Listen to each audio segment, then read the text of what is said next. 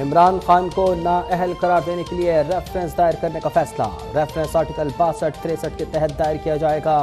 नवाज शरीफ से मुशावरत के बाद फैसला किया गया। वफाकी काबीना कल रेफरेंस से मुताल्लिक मंजूरी देगी। इमरान और दीगर के नाम ECL में डालने से मुताल्लिक भी फैसला किया जाएगा।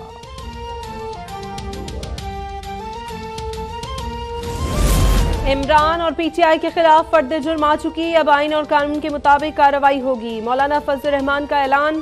प्रेस कॉन्फ्रेंस में कहा इमरान सादिक और अमीन नहीं रहे। उन्होंने 5 साल तक इलेक्शन कमीशन के सामने झूठ बोला। वो मुल्क के नाअहल तरीन हुक्मरान साबित हुए।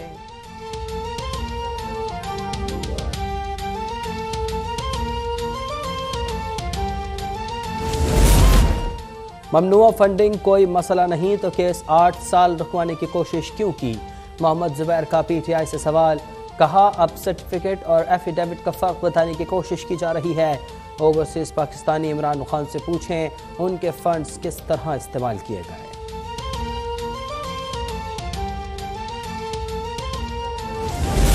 फॉरेन फंडिंग से CPAC मंसूबों को तबाह करने की कोशिश की गई। हमने मुल्क को मुश्किल सूरत हाल से निकाला। वफाकी वजीर एहसन इकबाल की गुफ्तगू। कहा इमरान बैरूनी फंडिंग के जरिए मुल्की मईशत से खेल रहे थे। उन्होंने इमरान को हिटलर का पैरोकार करार दे दिया।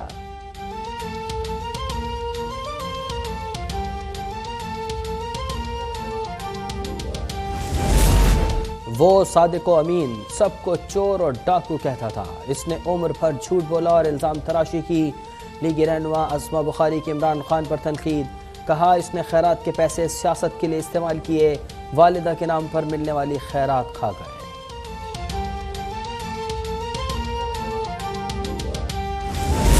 8 साल बाद आए फैसले में उजलत ढूंढने वालों पर हैरानी है। हमेशा की तरह चंद अफराद इलेक्शन कमीशन के खिलाफ प्रोपेगेंडा कर रहे हैं। तर्जुमान का बयान। कहा इलेक्शन कमीशन ने एक ही फैसला दिया। ये दस्तखतशुदा और ऑफिशियल वेबसाइट पर मौजूद है।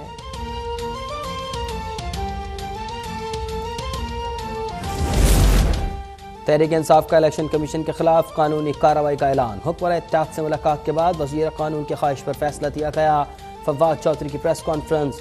कहा कमीशन ने अपनी वेबसाइट पर फैसला तब्दील भी किया। इलेक्शन कमीशन सिंध के मेंबर पर केसेस हैं। असलम इकबाल कहते हैं कि वफाक की जमात को ख़त्म करने की साजिश की जा रही है।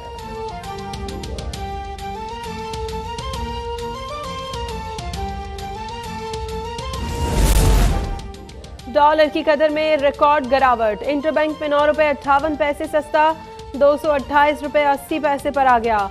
ओपन मार्केट में 11 रुपये कमी 229 रुपये में लेन देन।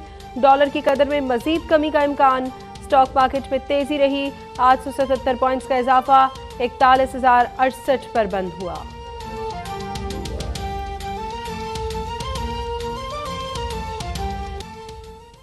लसबेला हेलीकॉप्टर हादसे में शहीद लेफ्टिनेंट जनरल सरफराज और ब्रिगेडियर खालिद की कोयटा में नमाज जनाजा। Army chief general Qamar Javed Bajwa की शिरकत। शहदा के अहल खाना से मुलाकात। मेजर सईद फौजी एहसास के साथ आबाई इलाके लाड़काना में सुपुर्द खाक। मेजर तलहा की नमाज जनाजा रावलपिंडी में अदा की गई। Chief of general staff lieutenant general असर अब्बास की शिरकत। नाइक मुदस्सिर शहीद की शकरगढ़ में तदफीन। सदर ममलिकत आरिफ अलवी का army chief general Qamar Javed Bajwa से टेलीफोनिक राबता।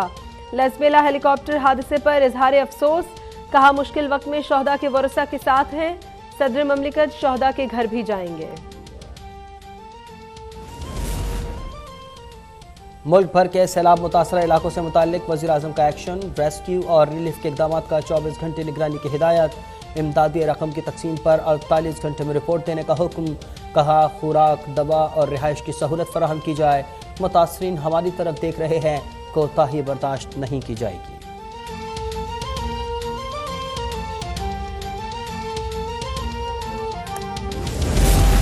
सिंध और बलूचिस्तान में जुलाई में बारिश का 62 साला रिकॉर्ड टूट गया। बलूचिस्तान में मामूल से 405 और सिंध में 308% जायद बरसात हुई।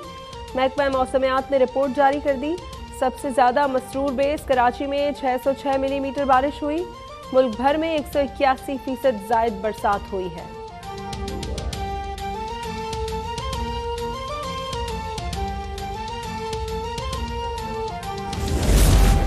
वज़ीर आला सिंध ने थर पार्कर में 330 मेगावाट पावर प्लांट मंसूबे का इफ्तिताह कर दिया।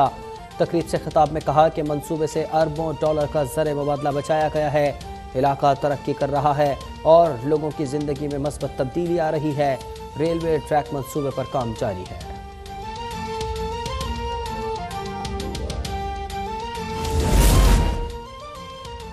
चेयरमैन तहरीक इंसाफ इमरान खान की पाकपतन में बाबा फरीद रहमतुल्लाह अलैह के दरबार पर हाजिरी। मज़ार पर फूल रखे, मुल्क में तरक्की, खुशहाली और अमन के लिए दुआ की। आवाम की बड़ी तादाद उमड़ आई। इमरान खान के हक में नारे। रीजनल ट्रांसपोर्ट ऑफिस हैदराबाद में कदीम दरख्तों की खचाई। अब तक न्यूज़ की खबर पर सूबाई वज़ीर शर्जील मेमन का नोटिस। सेक्रेटरी परवेज कुरैशी को ओहदे से हटा दिया गया। RTA ऑफिस से मुल्हक अराजी पर बरसों से दर्जनों दरख्त लगे थे। उन्हें काट कर कोड़ियों के मोल फरोख्त करने की कोशिश की गई थी।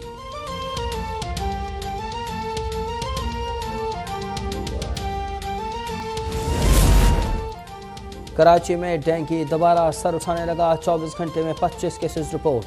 गुज़िश्ता माह 967 अफराद में वायरस पाया गया था। सिंध भर में 1258 मरीज सामने आए थे। 9 और 10 मुहर्रम उल हराम को आम तातील होगी। वफाकी हुकूमत ने 8 और 9 अगस्त के लिए नोटिफिकेशन जारी कर दिया। तमाम निजी और सरकारी दफातर और तालीमी इदारे बंद रहेंगे।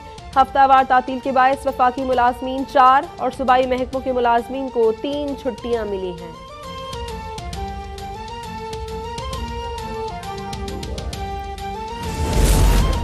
और नैन्सी पेलोसी की क़यादत में अमरीकी वफ़द ताइवान से जनूबी कोरिया रवाना। ताइवान के अवाम को तनहा नहीं छोड़ेंगे। वफ़द की ताइवान के सदर से मुलाकात। चीन का शदीद रद्द अमल। पेलोसी का दौरा ड्रामा करार दे दिया।